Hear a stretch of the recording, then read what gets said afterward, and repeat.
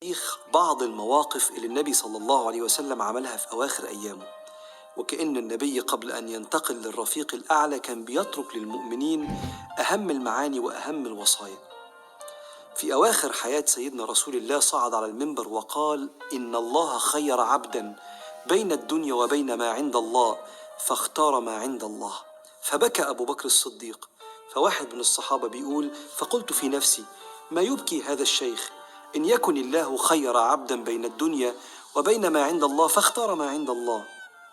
فكان رسول الله والعبد، وكان أبو بكر أعلمنا برسول الله. بكى لأنه فاهم النبي بيقول إيه. فقام قايل سيدنا محمد: لا تبكي يا أبا بكر، ما منكم من أحد كانت له علي يد إلا كافأته بها، إلا أنت يا أبا بكر لك علي يد يجزيك الله بها. إلا أبو بكر الصديق هو الوحيد اللي سيدنا رسول الله قال: أنت عملت في حياتي مساعدات ربنا اللي كافئك عليها. لا يبقين في المسجد باب إلا سد إلا باب أبي بكر.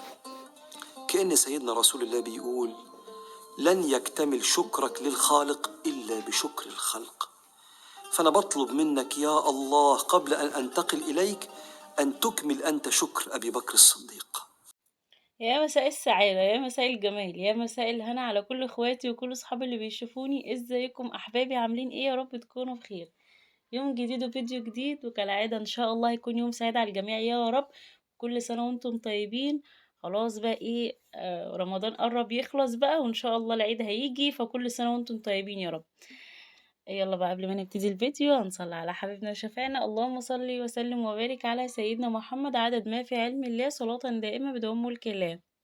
يلا بقى هنقضي اليوم كامل ونعمل مع بعض حاجات كتير جدا بقى في البيت. حطي لايك حلو بقى زيك، عشان بجد الفترة اللي فاتت يعني انا شايفة المشاهدات مش كويسة والمشاهدات قليلة جدا.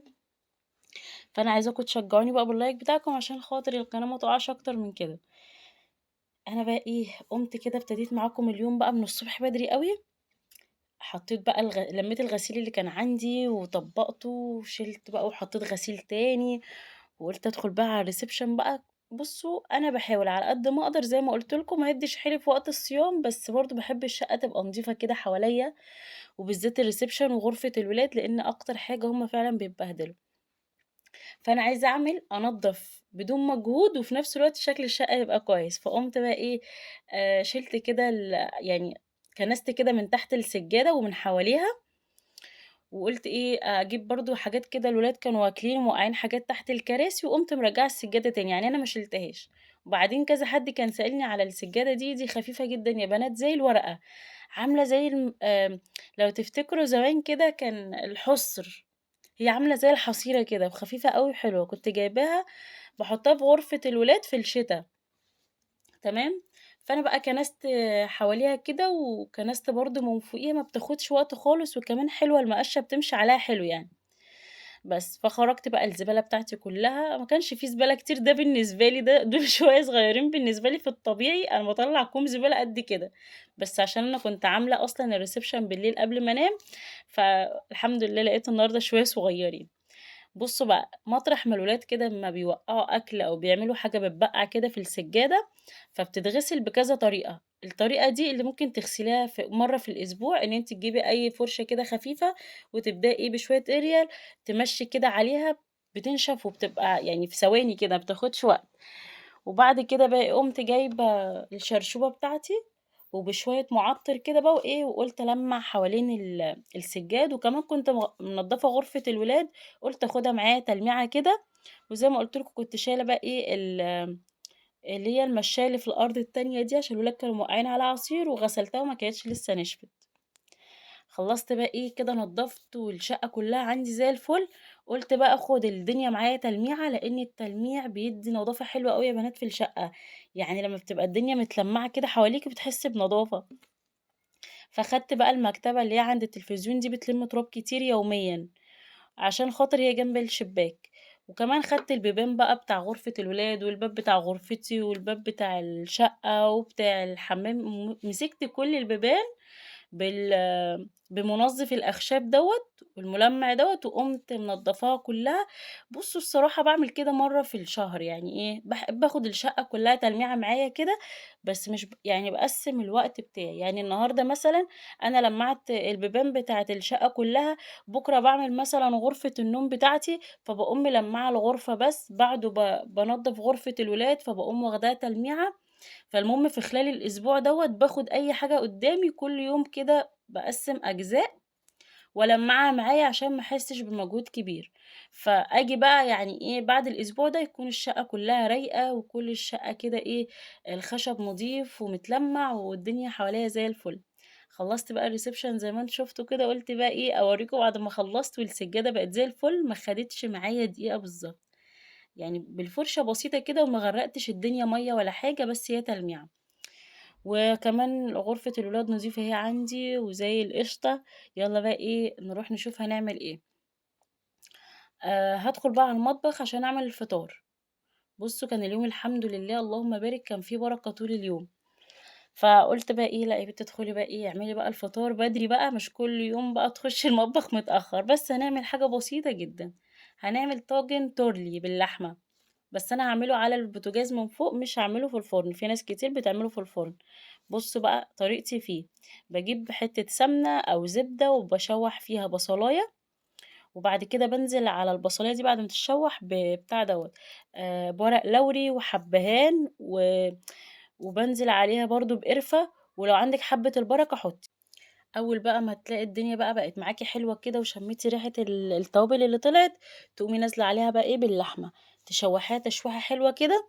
أنا هنا حطيت معلقة الصلصة بعد ما حطيت المَيّة، تقدري تحطي معلقة الصلصة قبل ما تحطي المَيّة المغلية على طول، وغطّيها بقى لحد ما تستوي خالص كده وتدوب معاكِ خالص، وتنزّل كل بقى الدهون اللي فيها، تقومي نازلة بالخضار. الخضار بقى بُصّوا أنا حطيت بطاطس وبصل بصل إيه حطيت بطاطس وحطيت كوسة وحطيت جزر، وحطيت كمان بتنجان، وحطيت اللي هو البتنجان الرومي ده يا بنات، وحطيت كمان بسلة. أي بقى خضار عندِك فاصوليا، أي حاجة حُطّي، يعني الطاجن ده بيبقى حلو جدًا بالطريقة دي، ماشي، وحطيتها بقى على إيه، يعني تاخد غلوة كده على النار على الناحية التانية، وقُلنا بقى نعمل إيه، شوربة شوفان من الأكلات التحفة، بتحطّي بصلاية متقطّعة وعليها توم مبشور، وتقومي إيه مشوّحاهم مع بعض، وتنزلي عليهم كده بمعلقتين صلصة والتوابل بتاعتِك، يتشوّحوا مع بعض وتنزلي بكوباية من الشوفان، بُصّوا حاجة كده في منتهى الجمال، وكمان شوربة كمان يعني إيه الولاد مش بيكونوا متعودين عليها، فهيحبوها إن شاء الله. نزّلت بقى الشوفان وشوّحتهم كده مع بعض كويس، وبعد كده هاحط عليها المَيّة واسيبها لحد إيه، ما تعمل زي الشوربة بتاعة لسان العصفور كده، سهلة جدًا وبسيطة ومغذية جدًا، لو أنتِ معاكِ أولاد صغيرين أو معاكِ ولاد من سِن 6 شهور تنفع على فكرة دي حلوة جدًا. بُصّوا الفطار ما خدش معايا فعلًا وقت خالص، وكنت عاملة شوية رُز أبيض كده، طبعًا الرُز الأبيض أنتم برضه شاطرين فيه، بس أنا إيه، أنا حابة أشارككم كل حاجة، و وكمان استسهلت إن أنا أعمل التورلي على يعني على البوتاجاز من فوق. الصراحة بقى إيه، ما ليش خُلق لموضوع الفرن وأفضل مستنية والأكل ما يستويش أوي ويستوي أوي لأ، فأنا خلّيني كده إيه، في المضمون وطلع في منتهى الجمال الحمد لله يعني كان الأكل كُلّه حلو. بُصّوا بقى الشوربة عاملة إزاي، أنتم لازم تجرّبوها يا بنات، حلوة أوي، أوي، أوي ومغذية، وبالذات البنات أو الشباب أو الأطفال اللي عندهم أنيميا أو ضعف في الجسم بتاعهم يعني. لإن حتى الشوفان الناس اللي هي بتتدرب في الgym أو الناس اللي يعني بُصّي سبحان الله ينفع للناس اللي عايزة تتخن وينفع للناس اللي عايزة تخس، بس الفرق هنا الكمية اللي أنتِ بتاكلي بيها، تمام. خلّصنا بقى كده إيه الفطار، وقُلت بقى أدخل بقى على المطبخ كده. أصلًا كنت أنا الصراحة بافطر أنا وجوزي بس، لإن الولاد كانوا عند ماما. ماما خدتهم وأنا كنا نازلين نشتري حاجات، فكنا هنفطر وننزل على طول، فإحنا وديناهم قبل الفطار، وبعد كده بقى إيه عملنا الفطار وفطرنا بالهنا والشفا، وبعد كده دخلت على المطبخ قُلت أخلّصه بسرعة جدًا، أنا فعلًا كنت مستعجلة بس عايزة أنزل والمطبخ نضيف مش عايزة أسيبه متبهدل. فمع إن جوزي قال لي: "استني يا بنتي لمّا نرجع وابقي اعملي اللي أنتِ عايزاه." بس أنا الصراحة لأ، يعني مش عارفة، قُلت بقى عقبال ما هو يصلّي ويخلّص والكلام أكون أنا عملته على طول، والحمد لله يعني إيه ما خدش معايا نُص ساعة. مسكت كده الرخامة لمعت اللي عليها كله ولمعتها ونضفتها وخليتها زي الفل. عشان إيه، أكتر حاجة لمّا بتكون زحمة قدّامي الرخامة أو الغسالة كده برضه إيدينا بتتحط عليها أي حاجة، فباحس إن المطبخ كلّه زحمة. فباحاول إن أنا إيه، أروّق الرخامة كده عشان بتدّيني إحساس بالنضافة أوي. لمّا بالاقيها رايقة، وبعد كده دخلت برضه على البوتاجاز قُلت آخده إيه تلميعة سريعة كده معايا، هو كده برضه نضيف، بس مطرح ما عملت كده الأكل قُلت عشان لو في حاجة جات عليه أو كده، برضه إيه آخده ألمّعه معايا على طول، طول ما أنتِ إيدِك بالذات في البوتاجاز بيفضل جديد وبيفضل شكله نضيف كده معاكِ، ما بيتبهدلش. وبعدين عشان إحنا كل شوية بنعمل عليه أكل، لو أنتِ جيتِ آخر اليوم يعني أو بعد يومين أو 3 عشان تنضّفيه أنتِ هتتعبي، لكن بعد كل أكلة تلمّعيه كدهوّة، هتبُصّي تلاقيه زي الفل معاكِ وبيلمع. فحاولي على قد ما تقدري إن أنتِ ما تسيبيش البوتاجاز بتاعِك يُقع عليه حاجات، عشان خاطر ما يبوظش منِّك كده ويبقى شكله حلو ويبقى شكله نضيف. وبعدين كمان باحس إن هي من أساسيات إن المطبخ ده نضيف أو سِت البيت دي نضيفة، إن البوتاجاز بتاعها بيلمع كده. يعني ممكن تلاقي عندها مواعين وحاجات، بس تحسّي البوتاجاز دايمًا نضيف. فأنا عن نفسي لمّا بالاقي المطبخ بتاعي حتى متكركب شوية بس بوتاجازي نضيف، مش عارفة باحس إن المكان نضيف برضه إيه وحلو. ولمّيت بقى شوية المواعين عندي، قُلت يالّا بقى ناخد المواعين كلّها كده إيه، على طول مش هتاخد إن شاء الله معايا وقت ولا حاجة، عشان برضه إيه، لمّا آجي أعمل السحور أقف في المطبخ والدنيا رايقة، وجوزي واقف عمّال يقول لي: "يالّا خلّصي، يالّا الدنيا هتتزحم." بس أنا برضه إيه، قُلت لأ، والله ما هانزل إلا لمّا أغسل المطبخ كده وأنضّفه واخلّيه زي الفل وبيلمع، لإن أنا برضه إيه، نضّفت الأرض وخلّصت كل حاجة في المطبخ. فمسكت بقى أنا كمان بُص باغسل بلهوجة بسرعة، أنا أصلًا في الطبيعي باحب أفصل الإزاز لوحده وأفصل الكوبايات لوحدها وأفصل مش عارفة إيه، فحطيت كلّه على بعضه وقُلت لأ ما فيش وقت يالّا نغسل بسرعة بقى. غسلت بقى إيه، المواعين، وقُلت أسألكم بقى هو أنتم جبتوا لبس العيد والّا لأ؟ الصراحة أنا حيرانة أجيب لبس العيد الصيفي والّا أجيبه شتوي؟ أنا مش عارفة العيد هييجي في الصيف والّا في الشتا. فخايفة أجيب لبس يكون شتوي، فالعيد ييجي في الصيف فاللبس يتركن ويصغر على الولاد، وخايفة أجيبه صيفي فالعيد ييجي في الشتا والعيال تلبس اللبس وتبرد. فأنا فكرت قُلت أجيبه خريفي، طب ما أنا برضه ممكن يعني ييجي العيد في الصيف، فأنتم قولوا لي هو العيد هييجي في الصيف والّا في الشتا؟ لإن أنا الصراحة مش عارفة. فجوزي بيقول لي: "طب ما نجيبه لهم صيفي وخلاص، إحنا كده داخلين على الصيف، لو العيد جه في الشتا فكده إحنا برضه مش هنجيب لبس شتوي، لإني أنا مش هاجيب لبس شتوي يلبسوه يوم أو يومين وخلاص يتركن." فقال لي: "هنلبّسهم اللبس الشتوي العادي ويلبسوا اللبس الصيفي بقى اللي هي تبقى كسوة الصيف بالنسبة لهم." فالصراحة بقى مش عارفة، فقولوا لي كده اكتبوا لي كده في الكومنتات إحنا نجيب لبس العيد ده صيفي والّا شتوي والّا خريفي والّا إيه؟ وهل أنتم جبتوا بقى والّا لأ؟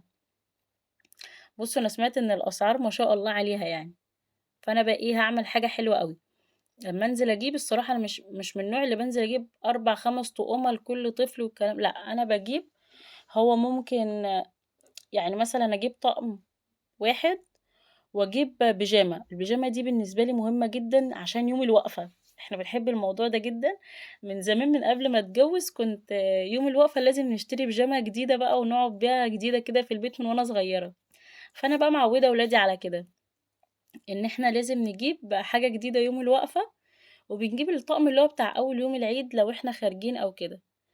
ومثلًا لو أنا عندي بنطلون جديد، يعني لو عندي البنطلون كده بيبقى جديد مثلًا لبنتي أو لابني أو كده، بدل ما باجيب طقم على بعضه جديد، فباقوم جايبة تيشيرتين أو مثلًا قميص وتيشيرت، المهم إن أنا يعني مش لازم كل حاجة برضه تيجي جديدة، لو في حاجة جديدة يعني إحنا كنا لسه شاريين لهم بناطيل جديدة كده وشكلها حلو يعني وجميلة، فأنا قُلت ممكن بدل ما أجيب طقم على بعضه، ممكن أجيب تيشيرت وقميص مثلًا لابني، وأجيب للبنت نفس الكلام يعني، أجيب لها فستان وأجيب لها تيشيرت، عامةً أنا باتكلم على الصبيان والبنات يعني، أو ممكن باشوف إيه بقى اللي ناقص للولاد، يعني باحاول ما أضغطش نفسي، لإن كمان خدوا بالكم الفترة بتاعة العيد اللبس بيبقى غالي أوي بطريقة مُبالغ فيها.